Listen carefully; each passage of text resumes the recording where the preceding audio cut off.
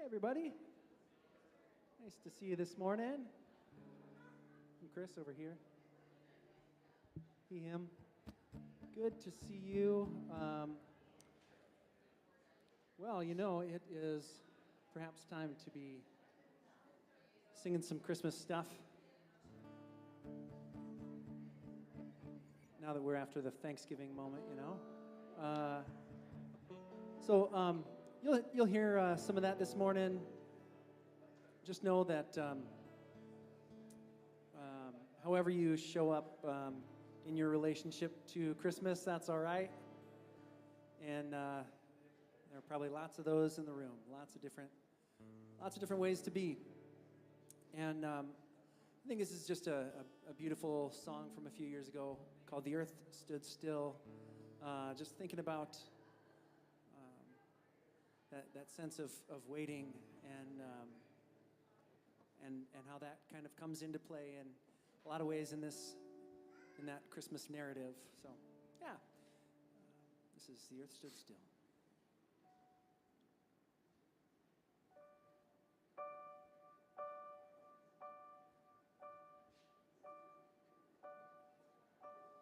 Teenage girl and a soon-to-be. A simple trip far as they could see. The sky was dark and the hour serene. But did they know what the night would bring?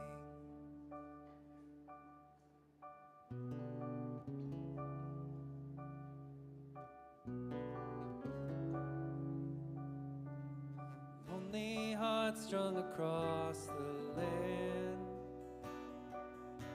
They've been waiting long for a healing hand. My heart was there and I felt the chill. My love came down and the earth stood still. My love came down and the earth stood still.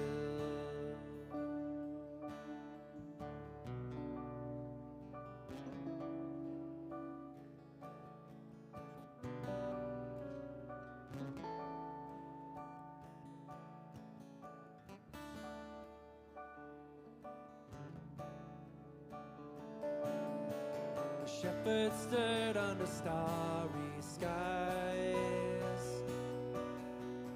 tasting grace that would change their lives. The angels trembled and the demons did too, for they knew very well what pure grace could do.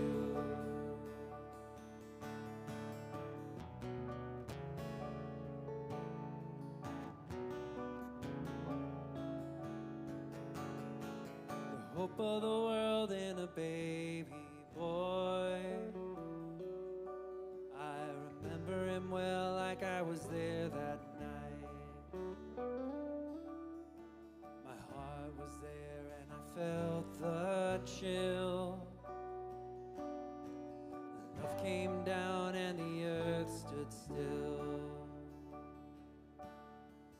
Your love came down and the earth stood still. Came down and the earth stood still.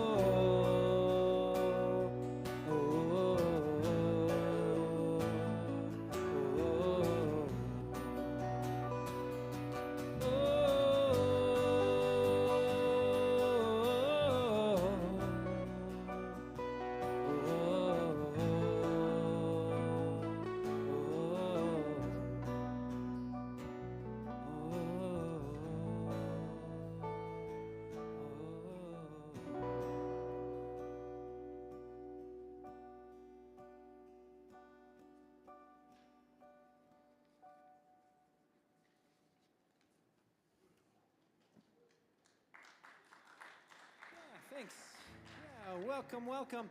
Glad you're here this morning. Let's stand up and we'll sing this next one. You'll hear some themes this morning about moving and waiting and what it looks like. This one is one from Switchfoot from some years ago called Dare You to Move.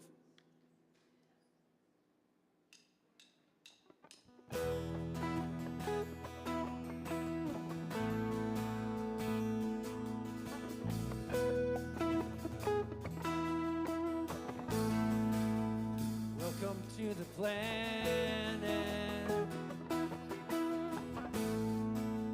Welcome to existence.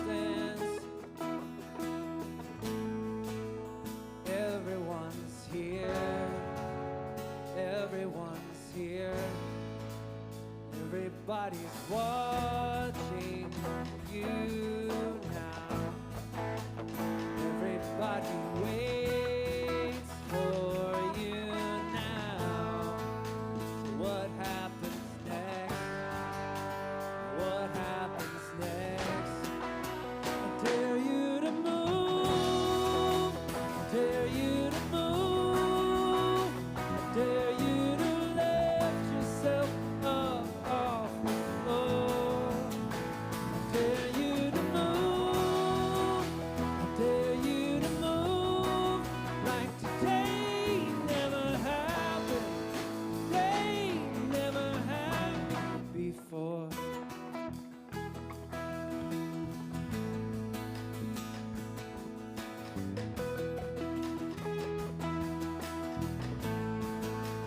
Welcome to the fallout.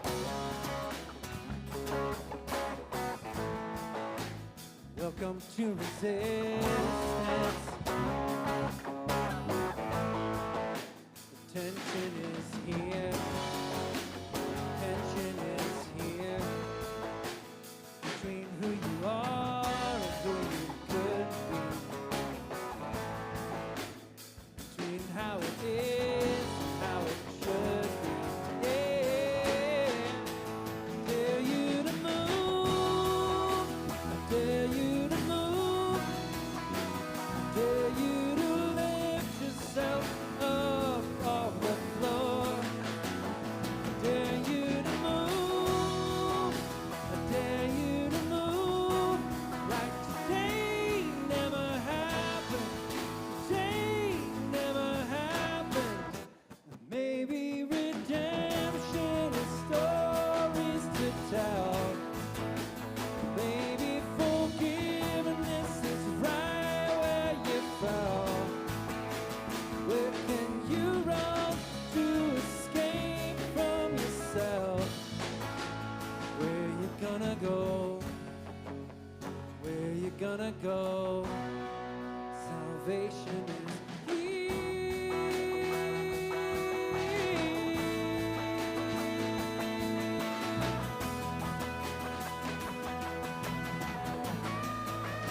dare you to move. I dare you to move. I dare you to lift yourself up off the floor. I dare you to move. I dare you to move like today never happened. Today never happened. Today never happened. Today never happened before.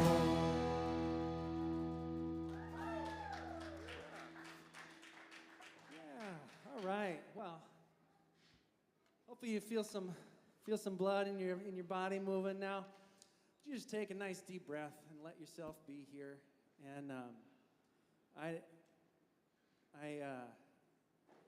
for me it was yesterday driving back in blizzardy conditions from the boonies of Iowa, and I don't know what it was for you. Maybe you had racist Uncle Carl you had to deal with, or you were not with the people you were hoping to be with, or what it was on Thanksgiving, or who knows. Maybe it was just beautiful.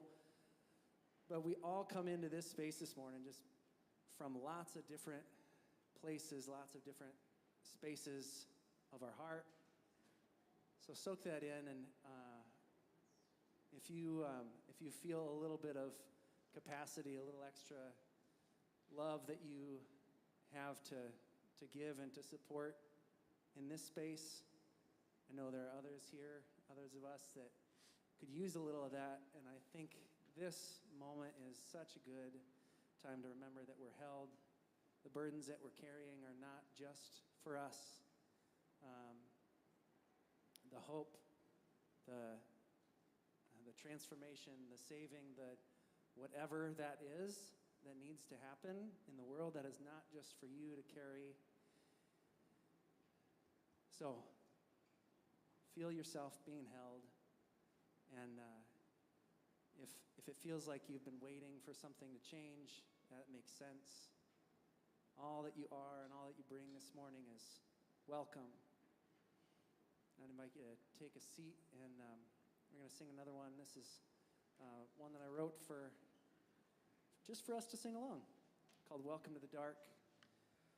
About what can transform and happen in the rich blackness of gardens and darkness and things like that.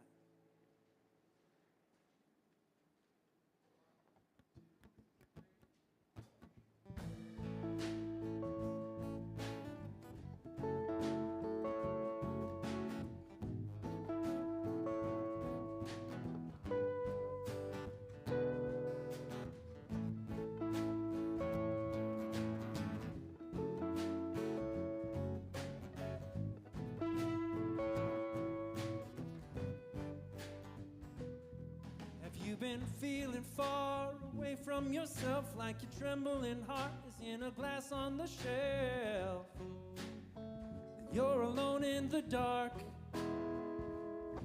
You feel like anything could be there, like there's an endless ocean or a bottomless stair.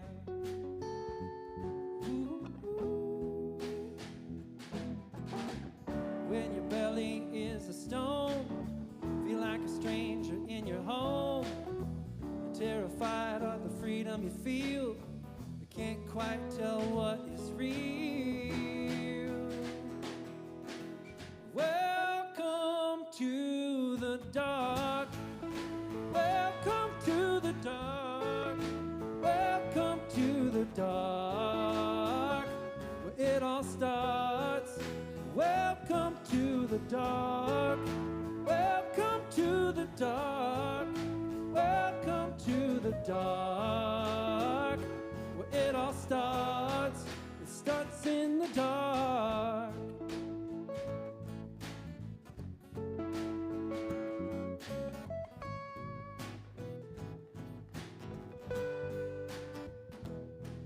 Have you found yourself bleached in the sun without a hope of finishing what you've begun?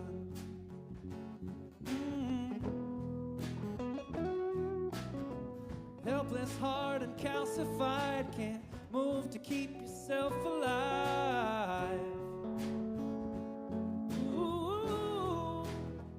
But in the stillness of the room, in the blankness of the page, amidst the lonesome forest howls before the blinding light of day, welcome to the dark. Welcome to the dark. Welcome to the dark, where it all starts. Welcome to the dark. Welcome to the dark. Welcome to the dark, where it all starts. It starts in the dark.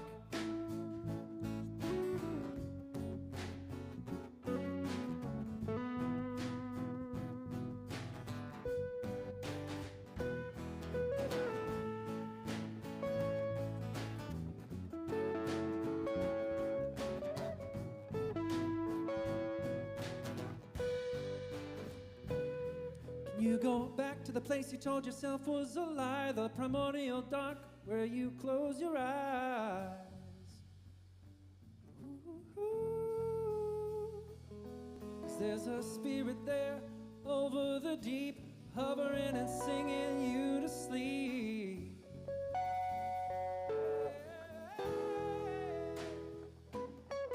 Don't be afraid of the darkness inside, or that there's nowhere left to hide. 'Cause when it overtakes all you've hardened, you'll find yourself deep in a garden. Welcome to the dark. Welcome to the dark. Welcome to the dark, where it all starts. Welcome to the dark. Welcome to the dark. Welcome to the dark, where it all starts. Oh, hard as it might be with everything you've seen, I close my eyes in peace, knowing there's more than it seems. And I'll say, welcome. And I'll say, welcome. I'll say, welcome to the dark. Welcome to the dark. Welcome to the dark, where it all starts. Welcome to the dark. Welcome to the dark. Welcome to the dark, where it all starts. Welcome to the dark. Welcome to the dark. Welcome to the dark, where it all starts. Welcome to the dark. Welcome to the dark. Welcome to the dark, where it all starts. Starts in the dark. Starts in the dark.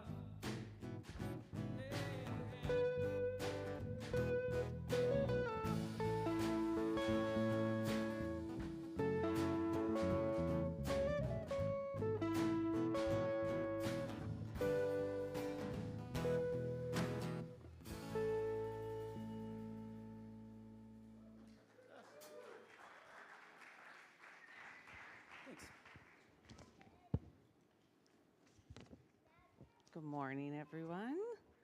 Sounds lovely, especially the drummer. My name is Jessie. I'm married to the drummer. It's wonderful to see everybody here this morning. If you're with us for the first time, we're really happy that you chose to spend your Sunday morning with us. So thank you. To those of you on the live stream, hello, and perhaps you're listening later in the week on the podcast. Lots of lovely ways to connect, which I think is great. A lot of times when I do this, I will think of something that's kind of like a shared event or thing that's going on right now that we all might kind of touch on. And I was looking back at this weekend, I was like, this was a really big weekend. So there was Thanksgiving, lots of good food. Maybe you were with friends, maybe you were with family, maybe it was just a quiet day. There was shopping. Maybe you got a great deal on the perfect gift for this year.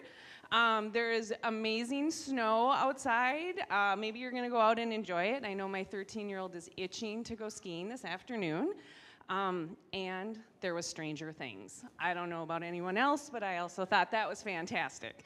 I know that the new series we're going into is What Are You Waiting For? And I'm waiting for Stranger Things finale in December, but I don't think that's what Ian is touching on.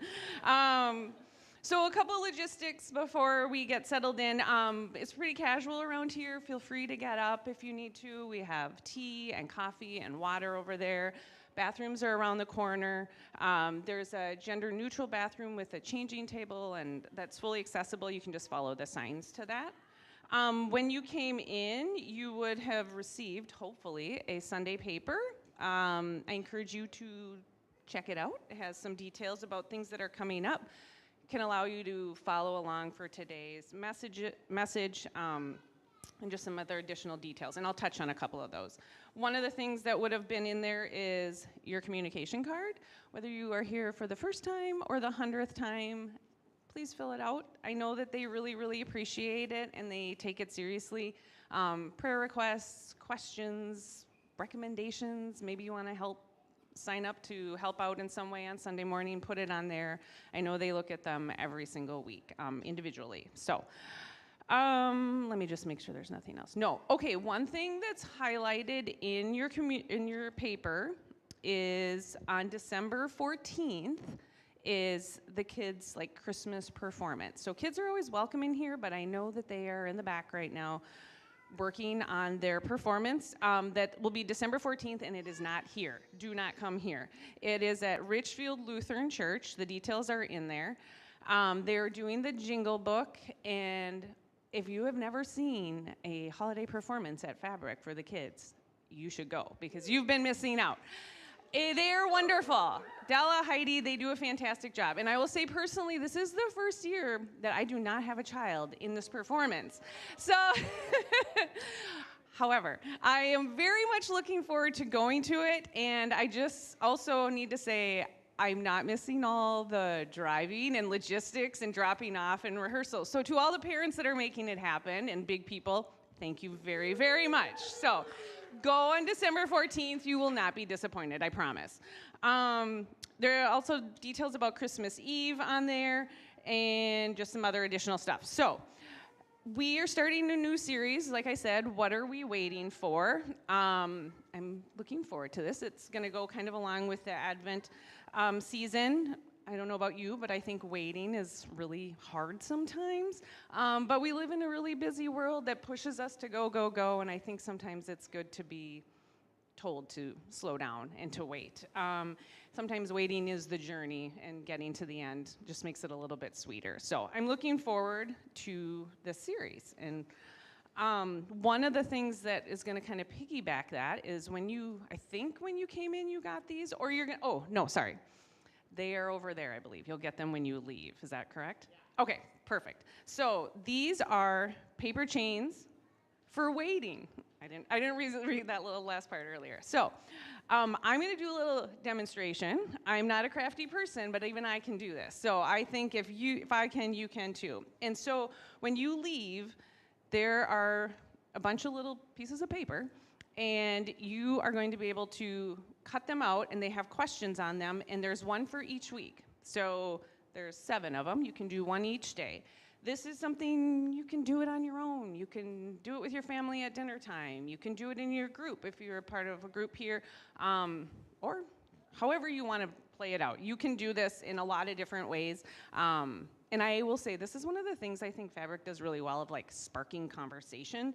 I literally took out my Christmas like decorations this week, and one of the things was this jar, and it had like a bunch of sticks in it. I want to call them tongue depressors. I don't know if that's the term you use anymore, but and it had all these like similar things, questions like that spark conversation, and I like put it on our kitchen table every Christmas, and then we just reference that, and it, I don't know, just brings up some dialogue and some good conversation. So what I'm going to do is demonstrate for you how to do this, and then give you a question, and then that's what you can do when you say your little hello in a little bit. So I do have to put this down, but I do have a loud voice, so that's okay. So what you'll do is you can cut out your little thing. I'll be your Vanna White. Yeah. Excellent. There we go. The question is, what are you waiting for? And honestly, you can go in any order on here when you go home. I'm just picking the first one because it's easier to grab. And then you're going to put it on here and tape it. And you can tape it for the week. And then you can keep adding on it. And then we're going to go put it on the tree over there to decorate. And at the end of the season, we'll have a bunch of different chains that have a lot of good conversation and good thoughts on there. So go ahead. What was the question? What are you waiting for? So there you go. Good to see everyone. Thank you. Thanks, Jesse.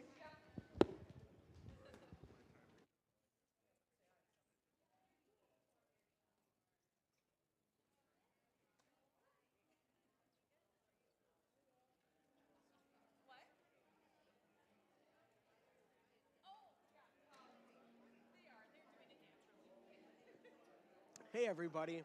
If you're watching online live right now, it's good to see you, or be seen, I guess, by you. We just got the prompt, what are you waiting for? As we start the series, what are you waiting for? And so I would invite you, as you are sitting, and maybe type in in the comment, in the chat, what is it? What's something that you're waiting for? Maybe it's something physical, waiting for a really great warm meal, waiting for the snow to stop blowing so you can shovel the sidewalk for the 8th time. Whatever it is, we'd love to hear from you. What are you waiting for? Say hi in the chat. It's good to be with you today. And I hope that your holiday weekend has gone beautifully, and that you're with people you love and have been with people you love and are finding yourselves cozy and warm this time of year. Thanks for being together, and yeah, see you soon.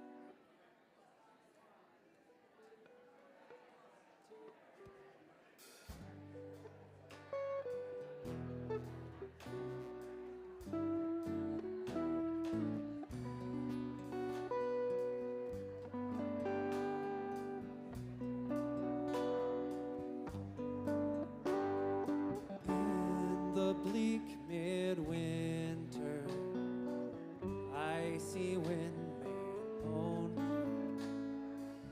Earth stood hard as iron, water like a stone.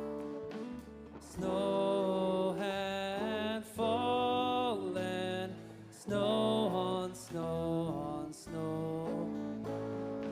In the bleak midwinter, long ago.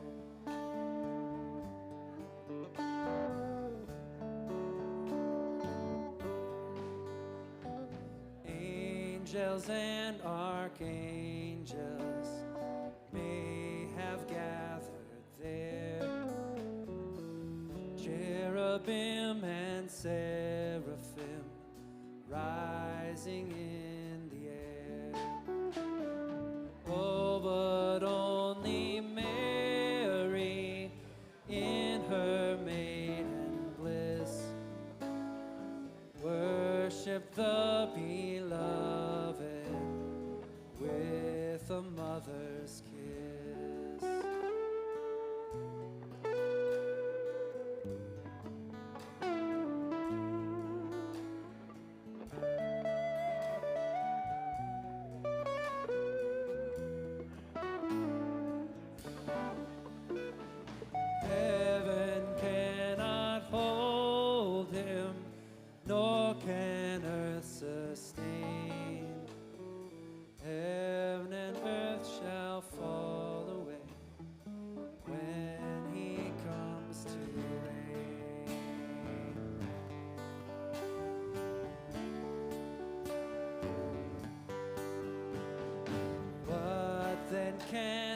I give him, empty as I am.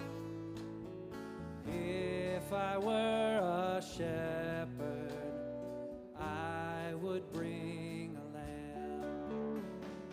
If I were a wise man, I would know my part. And give him, I must give my heart.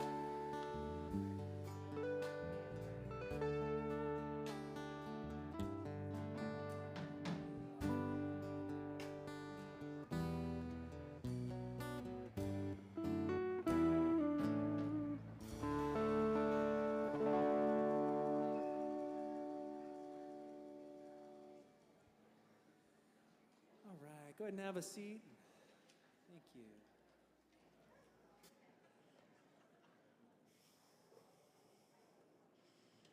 Good morning. We begin today here in this cozy living room in the dark. I'll light the fire here.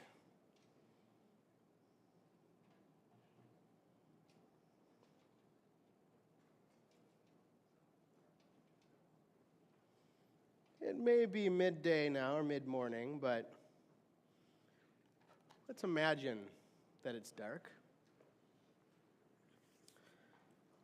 and that we're in a living room. We're in a living room together, right? Yeah. It's beautiful. In the dark, in this cozy living room, looking out our windows that we framed, looking out these windows longingly at the first snow that's fallen now here in winter, and we in Minnesota are good at snuggling up and getting warm and looking out the windows at the snow, getting all bundled up and letting the earth do her thing, getting quiet, cold, dormant. And yet, a burning question remains that I want us to sit with for this season. What are we waiting for? What are we waiting for? What's missing right now? What are you longing for? Take a minute to just think about that as you let your shoulders down and drop your tongue from the roof of your mouth and feel the weight of your body in your seat. What are you waiting for? What is missing? Is it justice, healing, peace, belonging? For me right now, just like a feeling of contentment would be lovely.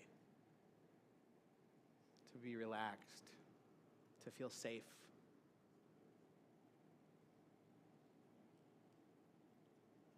Maybe it's just a break or a breath. This season that we're in asks us not to rush past that question, but to sit with it. What are you waiting for? This season, obviously, there's something about the first snow that sticks that kind of just changes everything. But also, we're in this season of, this ancient season of Advent, too. It's like a churchy word, a church season. Advent is from a Latin word meaning arrival. It's a season that's more ancient than the observance of Christmas itself. Advent. It's not even a countdown to Christmas. It's a slow, open-ended movement through both longing and hope. Those two existing together, holding hands. This season that we are observing in some way, is rooted in many ancient human practices and rituals borrowed from all sorts of traditions from across the world. Bringing in evergreens into the home as the snow falls and things die and lay dormant. Lighting candles. The early church marked this season as a time to slow down and be a little more reflective and orient ourselves toward what could become but has not yet been made material. Candles are lit because the world feels dark. The season, Advent, December in the Northern Hemisphere, is honest about what isn't yet. Justice not yet realized, healing not yet complete, reconciliation not yet ready, peace not yet visible. Are these things you long for too? This season that we're entering into and the question that we're dwelling in is, what are you waiting for? This isn't merely about waiting for time to pass. It's not a meaningless sort of twiddling our thumbs and wasting time and waiting for it to be over. It's almost like a spiritual posture of waiting to become the kind of people who can receive what's coming. This season begins with honesty, not denial. I've been thinking about the deer a lot lately, and I'm grateful to Av and Jay, who created this by hand. This is from their imagination. Can you believe this? Handmade. Cool. Been thinking a lot about deer lately. I know there's a few people in the room who have spent some time in deer stands watching for deer. We're going to watch a deer too.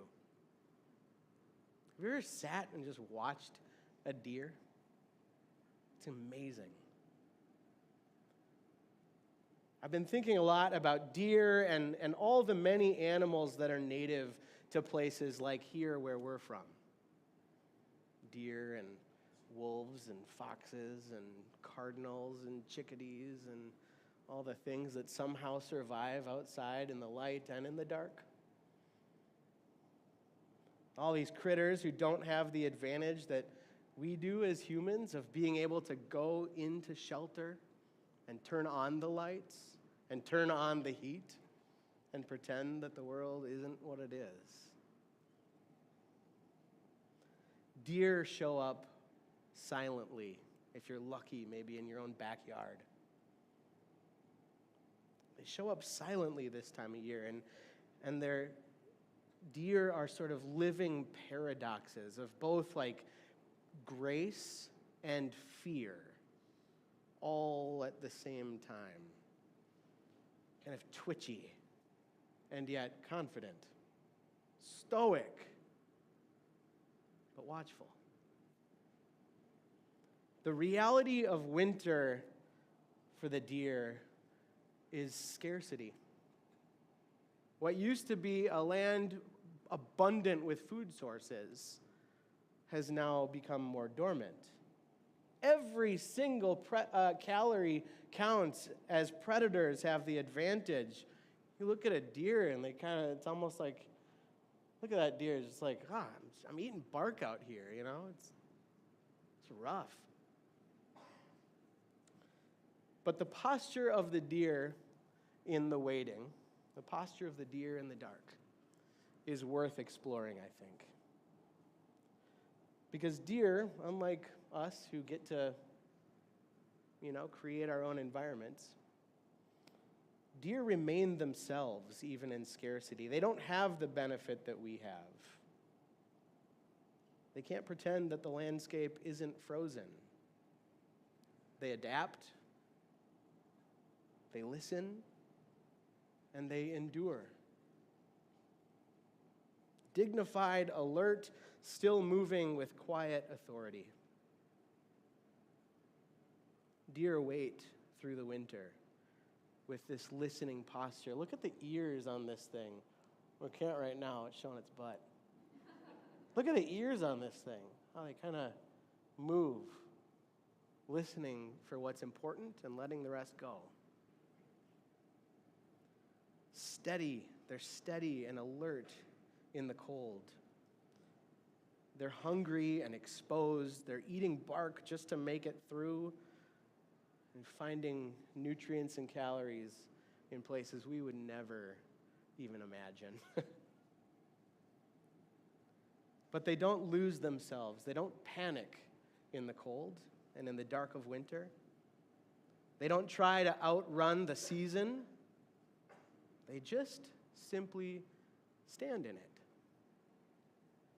Wander a little bit. Ears twitching, breath rising, attentive to the world as it is. I think we could learn something from the deer in the winter. That waiting in scarcity, it doesn't mean losing our hope or our identity. It means trusting that life is still moving beneath the snow. That life will again grow and emerge. That there still is somehow enough. It means being attentive, noticing what matters, noticing what's missing. Deer trust what can't be rushed. They have to accept what they can't change. And so perhaps the invitation of this season for us could be something like this: to wait the way a deer waits, ears open, body grounded, waiting. And we, like the deer, could look out the window. Will it balance? Let's find out. Yeah.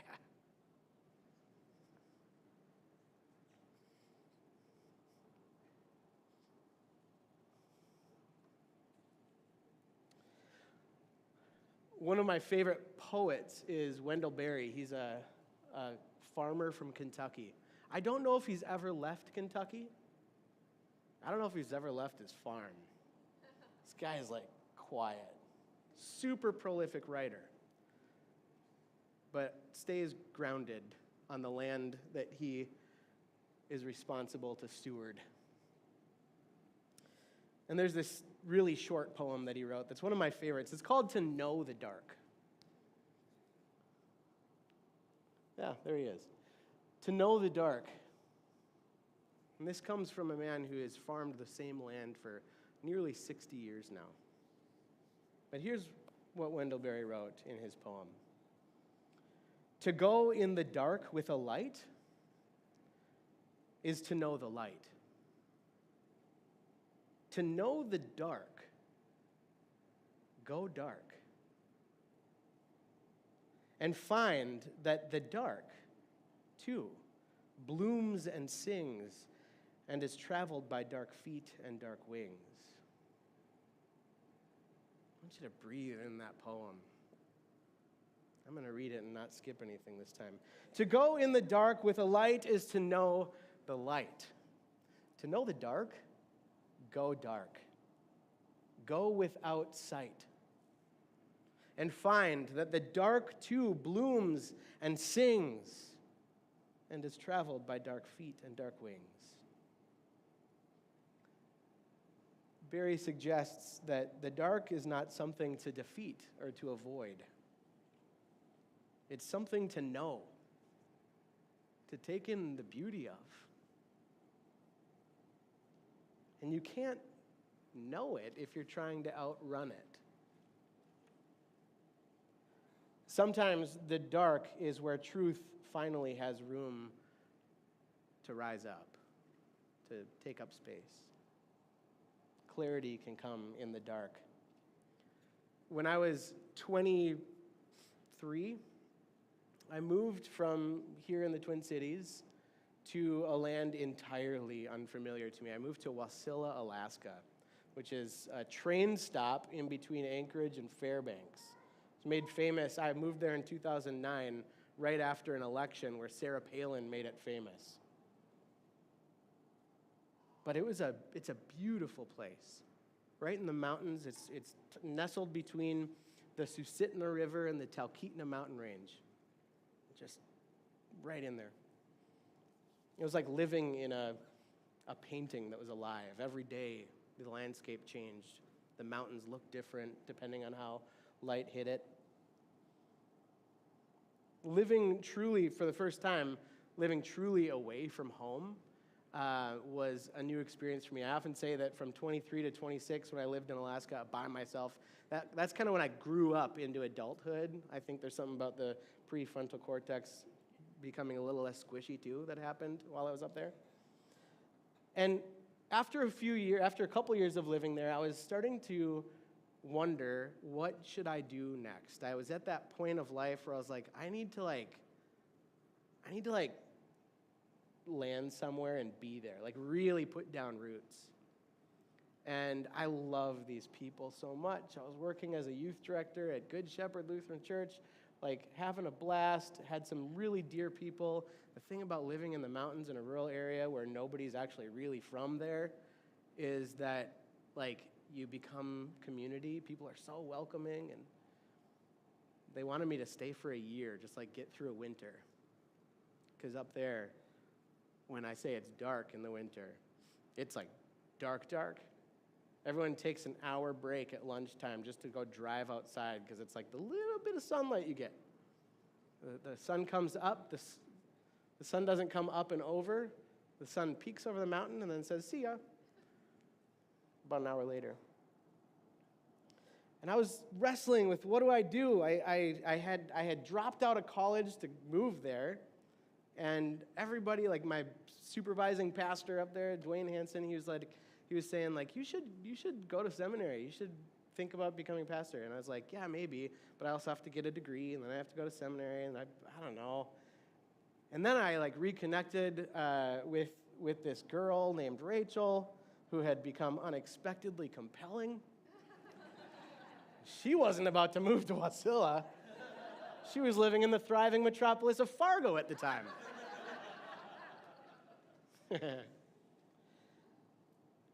I really wanted an answer. I wanted clarity about what to do in a way that I couldn't just, it wasn't landing. It wasn't landing in my lap. It wasn't clear. Do I stay up here? Do I go home? What do I do? And I ended up building kind of a ritual that winter. The winter of 2011, I would especially at nighttime, I'd get off work, eat dinner, and then get all bundled up in a snowsuit. And I would drive my 2006 Pontiac Grand Am, sky blue, up about half an hour into the mountains, up this windy road, along a creek, and I would go to Hatcher Pass, which is an old mining facility, but is a mountain pass. And up there, the dark got darker. And when it wasn't windy and there were no moose nearby, it was really quiet. The dark got dark and the quiet got deafening. The silence was something else. And half-hour drive up the mountain, I would get, the car would get hot. The hood of the car would get hot. So I'd get out, I'd turn the car off, and I'd lay on the hood and take in that heat and just look at the sky, waiting to watching the sky for stars on a clear day, or a shooting star if I was lucky, or let my eyes adjust and start seeing the satellites in orbit, right? But this one night, I was laying on the hood of the car, waiting for clarity, figuring out what the heck I'm going to do with my life. And northern lights just explode. Now, when it's really quiet out, you can actually hear the northern lights. Have you experienced this before? A couple weeks ago, did anybody go outside and see the northern lights? Wasn't that something? It's just incredible. The northern lights were hissing and crackling in the sky. And usually I felt like when I was watching the northern lights, you're here and they're way there, far away. But there's this one night, right? It was as though these beams of twirling green and blue and pink and purple all of a sudden came right at me. There's a certain view. In this video, you can see it too. There's this view. It's almost like they're right on top of you. And a twirl of blue came right at my head. Like I was laying on the hood of my car and I dodged it. I dodged the northern lights. Just so it fell off the car. And the only thing I could do in that moment was just laugh out loud. I was like, I was just frightened by the northern lights. This is absurd. I was feeling kind of alone, but I was feeling connected to something bigger. But there in the dark, away from the distractions, I had gone to wait and to listen, to seek clarity. And it was there in the darkness that something of clarity hit me. I had been so preoccupied and busy with trying to control every outcome and figure out the perfect decision to make, do it the right way, that I had kind of, lost the beauty of the dark. Wasn't present to what was in front of me. I had no idea how to actively wait. And so my clarity, I didn't know exactly what I was going to do, but the clarity for me was that I don't know where my journey is going to lead me. But in that moment where the northern lights were just for me, alone, in Hatcher Pass, in that moment, with nothing but the sound of my own laughter at myself echoing around, it felt like the most clarifying freedom. I may have been by myself in the mountains, but in a profound way, I wasn't alone in that moment. That was that sort of playful, the northern lights felt playful that night, like they were playing with me. There's this divine playfulness happening. As I was worried and tight in my body about what to do, the northern lights were teaching me to just wait and laugh.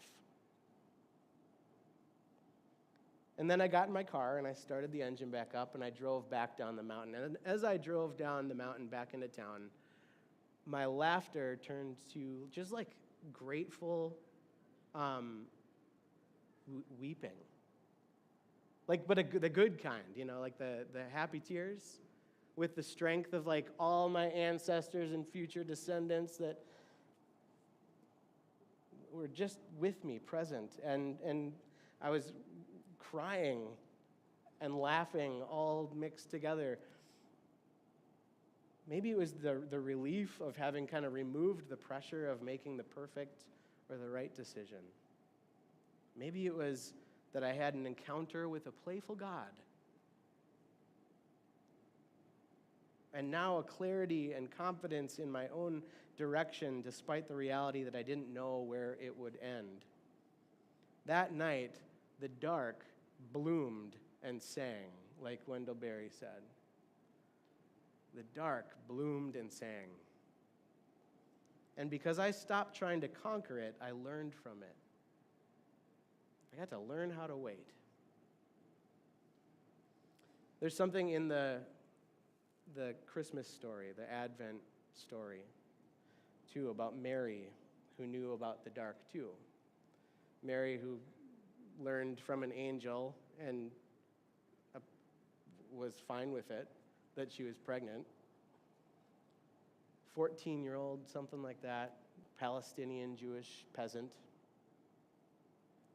She was a poor girl under Roman occupation, found out from an angel that she's pregnant, and that's not the biggest part of the story. It was a world where she had little power and little safety, little agency.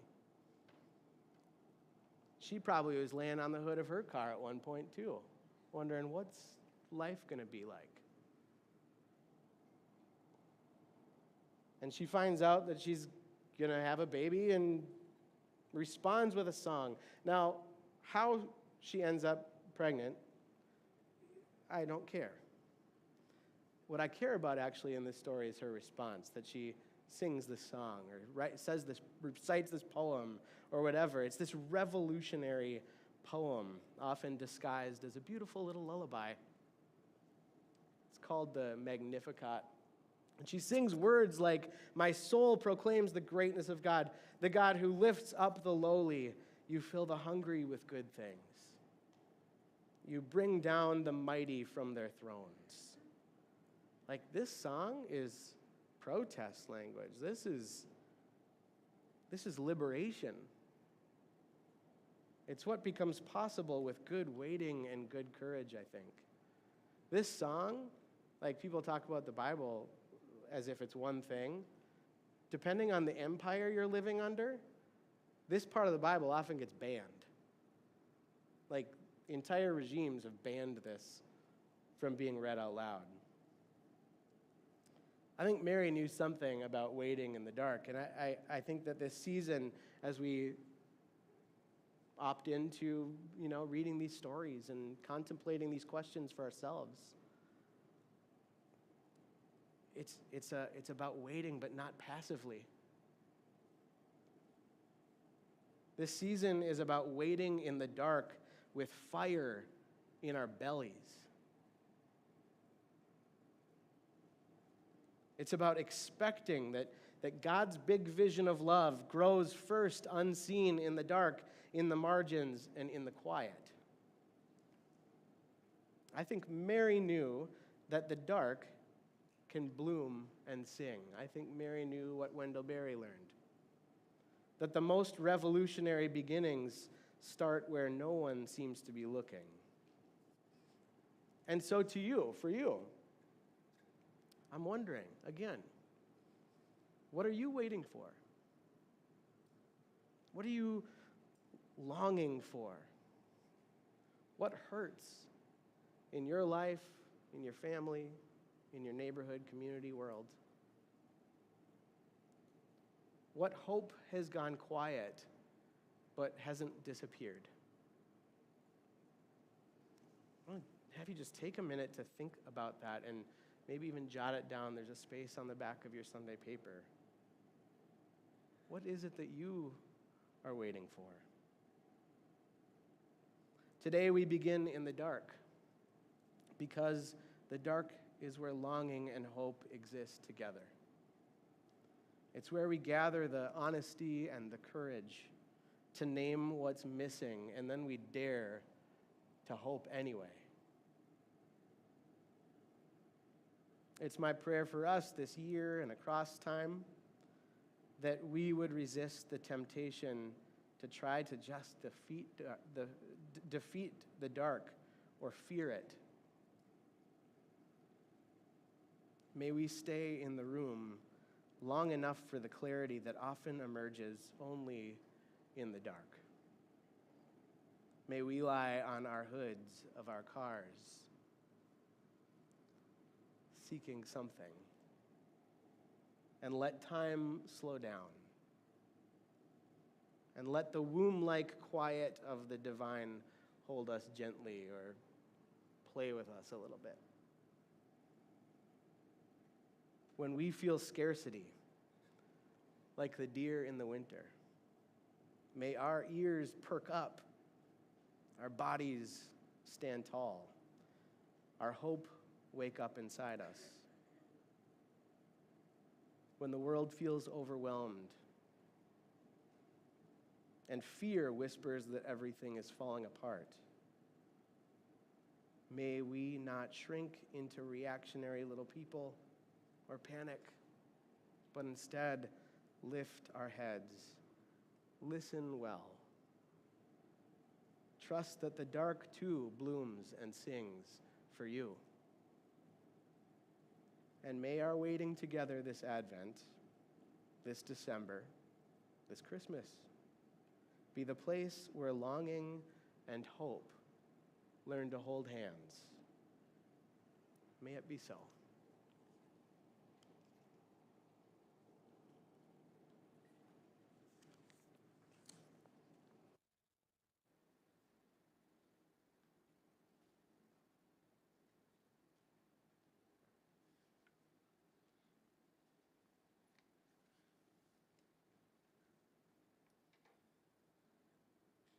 Well, this is a good moment to pass the little basket things in the aisles. You'll see them on the floor. You can put your communication cards in there, and just know, especially if you're new around here, we don't expect you to put money in there, but that is also a way that we can support this community continuing. And so thank you for all the ways that you invest yourself, the ways that you share your thoughts, your ideas, and support in all those ways. We're going to sing a couple more Christmas tunes here, trying to get in the spirit. And this is a little tweak on one, so you'll recognize the chorus here from We Three Kings, and invite you to sing along with that. That's I don't know. I always feel like that's kind of a wondery, waiting kind of thing to sing. I don't know. You can do what you want with the rest of the lyrics, but that's kind of how I feel about a lot of Christmas songs, if I'm honest.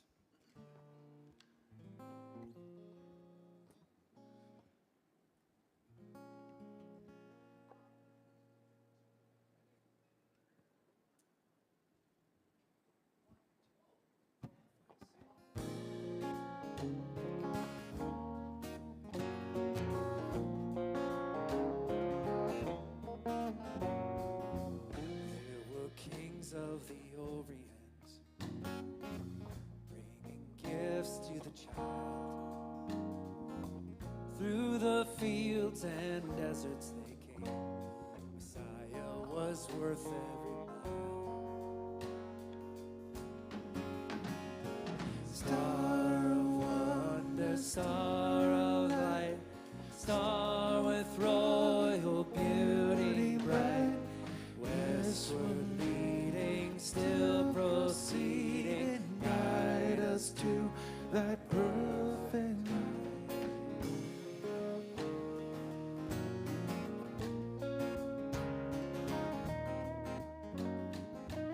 Gold and frankincense, myrrh, the perfume, breathes a life of gathering gloom, sorrow, sighing, bleeding, dying in the stone cold tomb. Sing this out.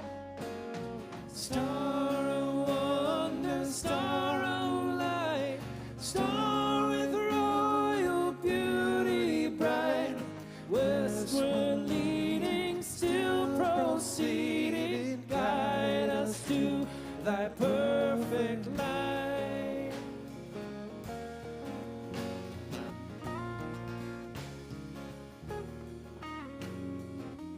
Glorious now, behold him arise, King and God and sacrifice. Hallelujah, hallelujah, sounds through the earth and the skies. Star of wonder, star of light, star with royal beauty bright, westward leading, still proceeding, guide us to that perfect light. Perfect light. Through the fields and deserts they came. Messiah was worth every mile.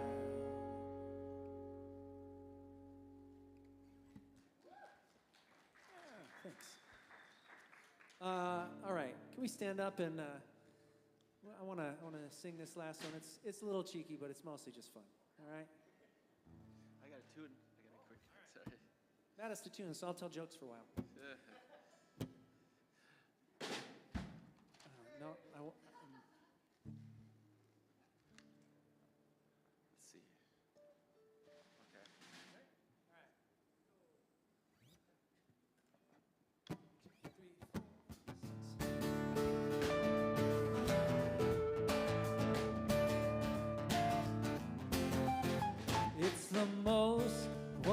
wonderful time of the year. With the kids jingle belling and everyone telling you be of good cheer. It's the most wonderful time of the year. It's the happiest season of all. With those holiday greetings and gay happy meetings when friends come to call. It's the happiest season of all. There'll be parties for hosting, marshmallows for toasting, and caroling out in the snow. There'll be scary ghost stories and tales of the glories of Christmases long, long ago. It's the most wonderful time of the year. There'll be much mistletoeing and hearts will be glowing when loved ones are near. It's the most wonderful time of the year.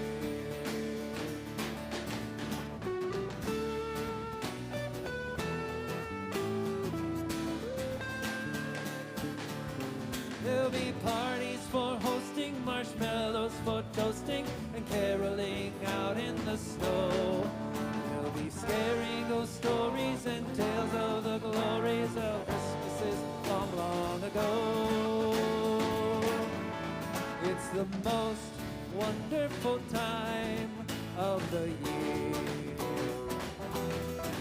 There'll be much mistletoeing and hearts will be glowing when loved ones are near.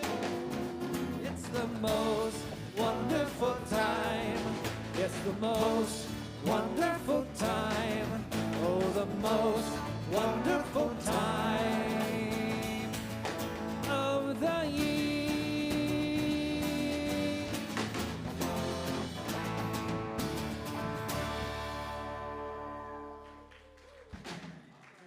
All right. Thanks, y'all. That was fun. All right. Thank you so much for being here. I hope that across this month, whether it's here next week or at Ridgefield Lutheran at their theater in 2 weeks, not here in 2 weeks, on December 14th, not here, or whatever, throughout this entire series, I hope that what we're able to offer you is a moment to breathe and rest and disconnect a little bit from the demands that this season demands. And so thank you for choosing to be here, for braving the snow, and for being with each other in this, and for engaging the question, what are you waiting for? I hope that you grab one of the, out of the basket. Where's that? Is that over by you, Laureen? Is that basket over there with the prompts? You're having a sweet moment. They're over here. I'll make sure they're over here in that basket. Grab one of those and do it with your family or as a journaling prompt or in your group. It's a great resource, and I hope that you use it. And if anyone wants to hang around and help tear down, we'd take it too. With that, I know there's a lot to say, but I'm not going to say anymore. Thanks for being here. Let's go out there, back into the busy world with a little bit of settled bodies. All right. Thanks for being here, everybody.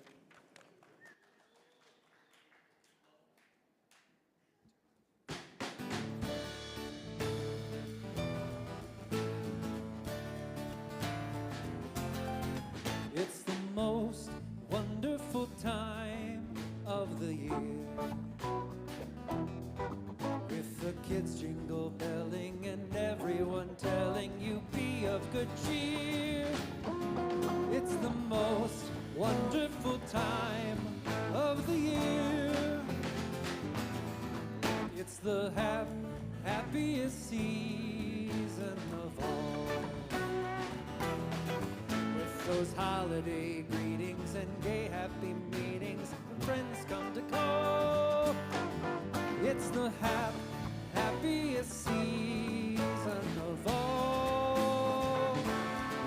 There'll be parties for hosting, marshmallows for toasting, and caroling